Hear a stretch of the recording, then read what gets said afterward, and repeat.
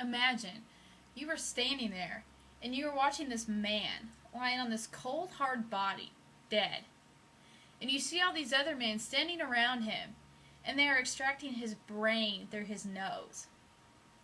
And they're making an incision right underneath his belly button, and they're pulling out every single organ except one. And as you're standing there, you're thinking, who is this man? They're mutilating him. And then you find out that he is the Pharaoh. He is the most important man in the ancient Egyptian times. And you are watching the ancient Egyptian mummification process. Now, I've spent years researching the ancient Egyptians. I think the race, everything was the most fascinating thing ever in history. The pyramids that they made, everything that they accomplished with the little amount of technology that they had available to them is amazing. I mean, these pyramids that huge astronomical pyramids that they made, and yet they still stand today, thousands and thousands of years ago. So since we know a little bit about the ancient Egyptian mummification process, let's learn a little bit more. So according to Jefferson Monet, the brain is extracted through the nose. The organs are extracted through a tiny incision right underneath the belly button. And according to Egyptology Online, depending on the era, now some of the organs will be placed in jars with dried agents in them, while in other eras, the organs would actually be placed in sacks and tied up and put back in the body. So according to Wikipedia, the body would be covered in drying salts. And the body would be left there for 40 days. And the men would come back and sew the body up. So since we know how the process of the mummification began, let's learn about the wrapping of the body.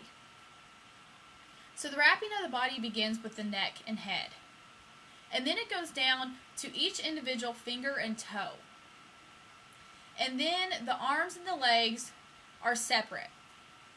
Now, in between all these layers of wrapping, the body is covered in amulets. Now, these amulets are used for protection of the man when he goes into the afterlife. Now, History League 101 discusses how the body was then covered in a huge, large cloth, while 4 or 5 priests would be standing around the body chanting against evil spirits that the body would face when he went to the afterlife. Now, since we know how the body was wrapped, let's learn about the process of the body going into the afterlife. So once the body is wrapped, it is placed into a wooden coffin. And before the body is placed into the wooden coffin, though, the headpiece is stuck on the head. Now, this is the most important part of the ancient Egyptian process. These huge, intricate masks would be placed on enormous detail. And this would be placed on every single head of the mummy. Now, the mummy would be taken would have a proper memorial service. This memorial service was called the opening of the mouth. Now, they called this the opening of the mouth because this was the time when the body was allowed to have food and water. Now, the body had a proper memorial service. Now, granted, this was 70 days after the man actually died. So, according to Jefferson Monet, sometimes the body, they would actually hire professional mourners.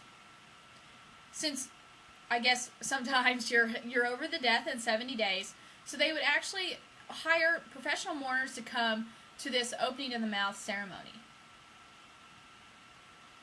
Now, since we found out everything we can about the ancient Egyptian process, let's learn a little bit more.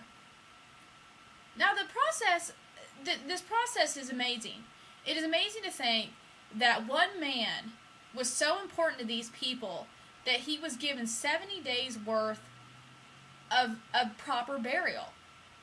He was so important to their society and their strong belief in the afterlife was had such a huge impact on them that they had to have a proper way to send them into the afterlife. Now, in my mind, these people are probably the most amazing people that we have ever had in our history. And to learn about them has been the most beneficial thing that I could have had coming out of this class.